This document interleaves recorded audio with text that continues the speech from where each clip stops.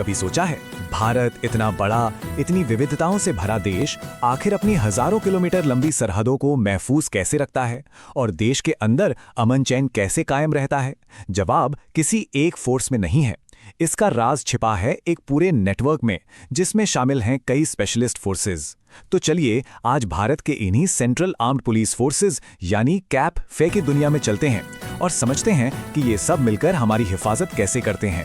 तो आज हम क्या क्या देखने वाले हैं? सबसे पहले भारत के स्पेशल सिक्योरिटी फोर्सेस को समझेंगे। फिर हम देखेंगे कि देश की सरहदों की हिफाजत कौन करता है। उसके बाद देश के अंदरूनी हिस्सों की सुरक्षा की बात करेंगे। फिर आएगी बारी एलीट काउंटर टेरर फोर्स की, और आखिर में देखेंगे कि ये सब मिलकर कैसे एक मल्टी लेयर्ड शील्ड, एक मजबूत सुरक्षा कवच बनाते हैं।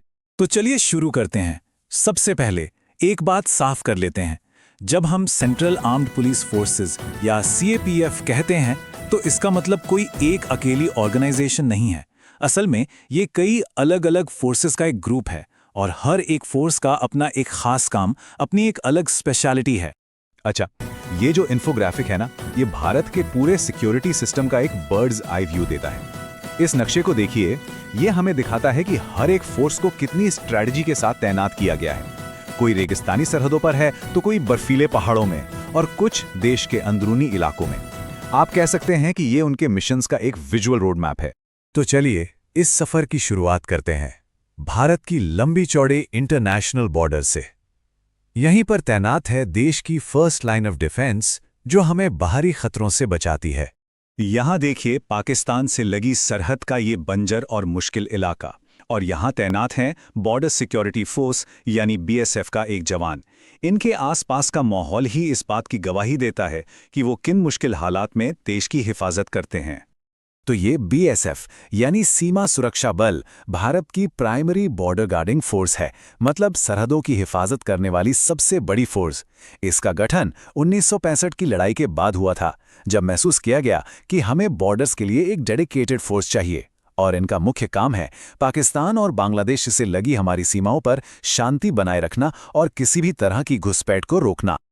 अब नक्शे पर थोड़ा ऊपर उत्तर की तरफ चलते हैं, सीधा हिमालय की ऊंची बर्फीली चोटियों पर। यहां हमें इंडो तिब्बतन बॉर्डर पुलिस यानी आईटीबीपी के जवान दिख रहे हैं, जो अपनी खास विंटर गियर में तैनात हैं। उनकी ये वर्दी ही बता देती है कि यहां का मौसम कितना मुश्किल, कितना एक्सट्रीम है।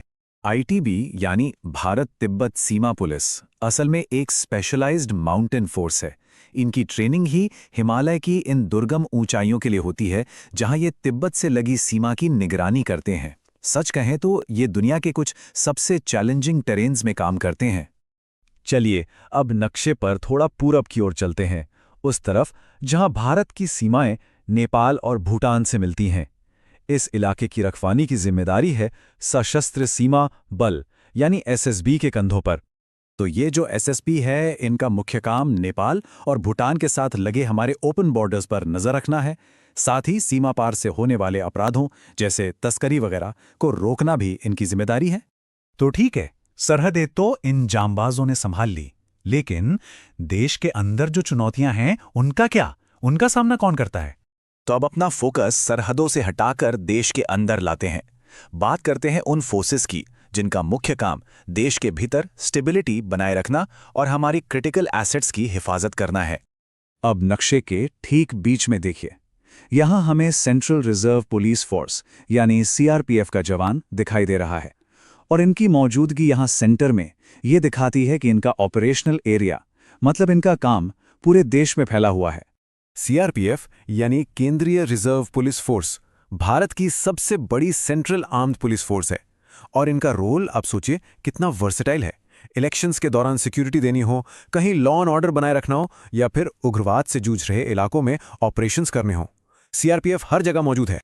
और अब यहां देखिए, ये हैं सेंट्रल इंडस्ट्रियल सिक्योरिटी फोर्स यानी सीआईएसएफ के जवान।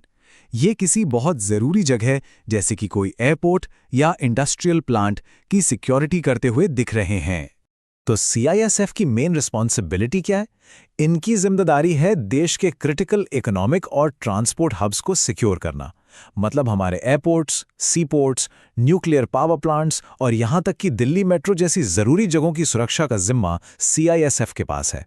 तो हमने बॉर्डर फोर्सेस को देख लिया, इंटरनल सिक्योरिटी फोर्सेस को भी समझ लिया। लेकिन सोचिए, जब हालात बहुत ज्यादा गंभीर हो जाएं, मान लीजिए कोई आतंकी हमला हो जाए, तब कौन सामने आता है?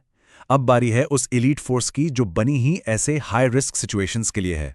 अक्सर इन्हें इनके ऑल ब्लैक यूनिफॉर्म की वजह से एक खास नाम से जाना जाता है, ब्लैक कैट्स। और ये हैं नेशनल सिक्योरिटी गार्ड यानी एनएसजी। ये इमेज देखिए, हेलीकॉप्टर से नीचे आते हुए कमांडोस। ये उनकी स्पीड, उनकी प्रिसिजन, उनकी काबिलियत का प्रतीक है। इन्हें देश के सबसे खतरनाक हालात से निपटने के लिए ही ट्रेन किया जाता है। तो एनएसजी जो है वो एक हाईली स्पेशलाइज्ड यूनिट है जिसका सिर्फ और सिर्फ एक ही मिशन है, काउंटर टेररिज्म, आतंकवाद का मुकाबला करना। 26/11 मुंबई हमलों के दौरान सबने इस फोर्स की अहमियत को देखा था। जब भी कोई हॉस्टेज क्राइसिस हो, हाईजैकिंग हो या कोई बड़ा आतंकी हमला, तो एनएसजी ही देश की प्रीमियर एजेंसी है जो जवाबी कार्रवाई करती है। तो हमने एक एक करके इन सभी फोर्सेस और उनके खास किरदारों को देखा। अब चलिए एक कदम पीछे लेते हैं और ये देखते हैं कि ये सारे अलग अलग हिस्से मिलकर भारत के लिए एक कंप्लीट सिक्योरिटी शील्ड, एक मजबूत सुरक्षा कवच कैसे बनाते हैं।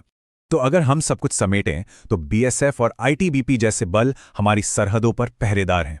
सीआरपीएफ और सीआईएसएफ देश के अंदरूनी हिस्सों में स्टेबिलिटी और सिक्योरिटी देखते हैं।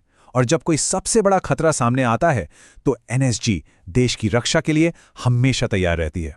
हर फोर्स का अपना एक क्लियर कट रोल है और ये सब मिलकर एक ऐसा सुरक्षा कवच बनाते हैं जिसे भेदना मुश्किल है। ये जो पूरा कॉम्प्लेक्स सिक्योरिटी स्ट्रक्चर है, ये एक बहुत बड़ा सवाल खड़ा करता है। आज के इस इंटरकनेक्टेड दुनिया में किसी भी देश की सुरक्षा असल में शुरू कहाँ से होती है और खत्म कहाँ पर? ये एक ऐसा सवाल है जिसका जवाब हमारी सरहदों से कहीं ज्यादा बड़ा और गहरा है और सोचने पर मजबूर करता है।